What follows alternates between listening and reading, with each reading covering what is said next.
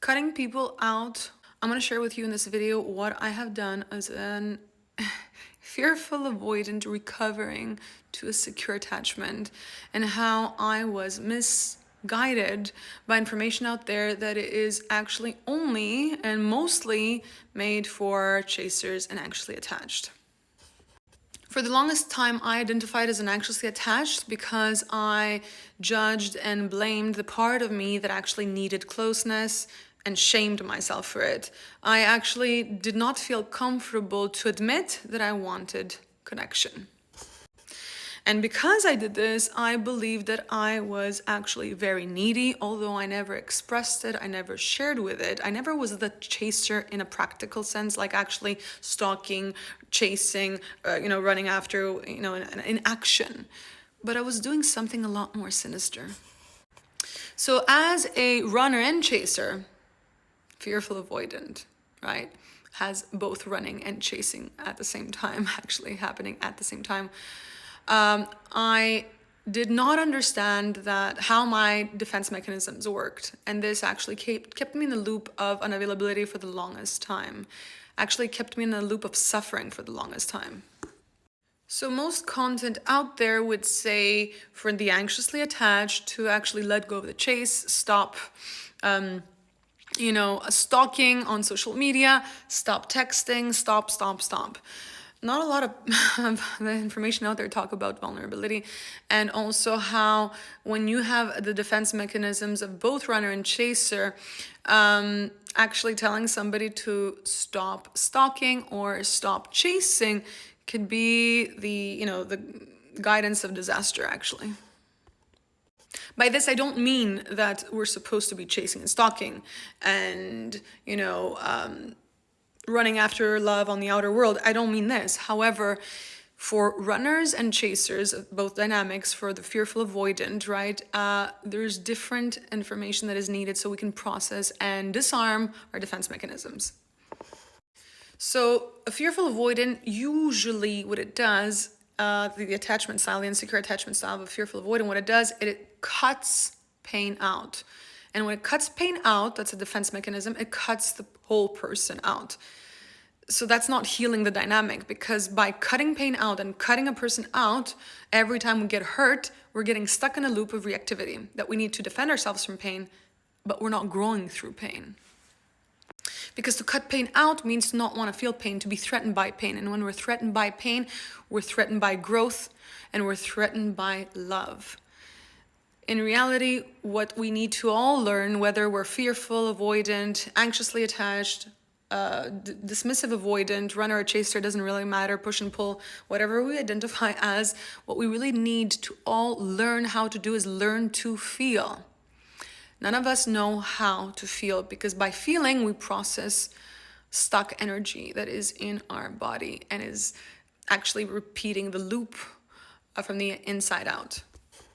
To actually feel means to allow the outer world to mirror back to us our projected shadow, and use it as a mirror to go inwards and figure out where the trigger is coming from, or actually connect to it, and want to feel what the outer mirror is mirroring back to us. So that we go inside, because this is a process, when we allow to feel, it actually reverses our focus from the outward in. But we need the outward first, until we get to the point where the outward mirroring is just irrelevant. We are connected to what we feel. And this is a process. It doesn't happen overnight, right? What I mean is, at the beginning of the process, we need to make things personal. So when we make things personal, we allow, what happens is we actually allow the outer world to show us back our reflection. If we're wanting to bypass this step, we're actually not wanting the outer world to be important, but we're not also allowing for it to trigger us in our wound so that it can direct us inwards. So when we allow the outer world to actually point to our wound, we then allow this process to go, recognize the trigger that is projected, go inwards to want to feel. This is taking accountability and responsibility, not blaming outer world people and events or ourselves. Because if we don't do this process, we're actually, blaming someone or something, or because we've given them all the power and we've disempowered ourselves, and we keep this loop activated. either we blame ourselves or another, we're actually wanting to take away power and responsibility or gain control. But we're not growing through this process. So we need to actually allow to project our shadow, allow what is, mirrored outside of us to be mirrored within, and find what needs love. And as we do this again and again and again, and we allow to bring presence within our body while we're feeling what we're feeling, what we're doing is we're creating duality within that is, instead of canceling each other out, is working together. So the one part is the pain, the other part is the presence. So allow to feel pain, allow to be present. And when we allow those two polarities, which were opposing, which were, binary, because they were canceling each other out, because they were fighting each other. One had to be there, right? This is what trauma does. When they start working together and they start, guiding each other. So the one part that hurts is telling the other part that, look, there is something here that needs love. And then the other part is present.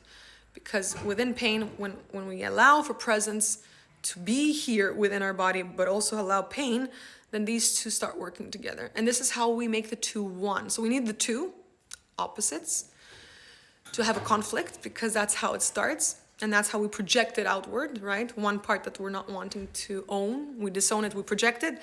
And then when we see the villain outwards, or we see the potential savior outwards, we know that we're projecting because we're in the victim position. So the moment we allow this to play out, we go in instead of cutting the pain, cutting this process out. So fearful avoidance and dismissive avoidance usually tend to, through their defense mechanisms, want to cut pain out and cut their responsibility out, and therefore cut their growth and cut connection. And then they blame it on the other, thinking that the other person's the problem. And this is the reason why most avoidants are actually not knowing what to do, because they either need to choose themselves or choose the relationship. But if they choose themselves within the wound, they're actually pushing away relationship. And when they're choosing the relationship, they push their individuality also away, because it's a this or that choice. It's not this and that. So cutting out another or cutting ourselves out to be in a connection does not work, because cutting out means disowning a part of ourselves that needs to be felt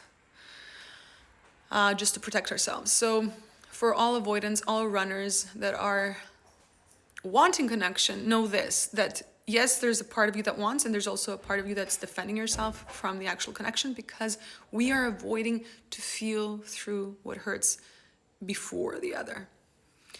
And there's a lot of frustration for runners, if we don't allow this process to actually guide us, because we actually believe that we're not equipped to be in relationships. And we have believed that we need to be, the lone wolf, which is not true.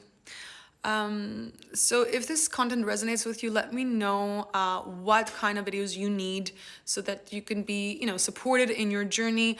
Know this, that if this content resonates with you, I've created a wonderful course that actually helps you identify anything that's projected outward so that you're able to find yourself in, your different woundings or narratives, so that you can heal and become the relationship you're looking for. So at this moment, the course is at a very discounted rate. Let me know if you're interested, and I'll send you the link so you can start on your healing journey, your integration journey right here, right now. See you on the next video.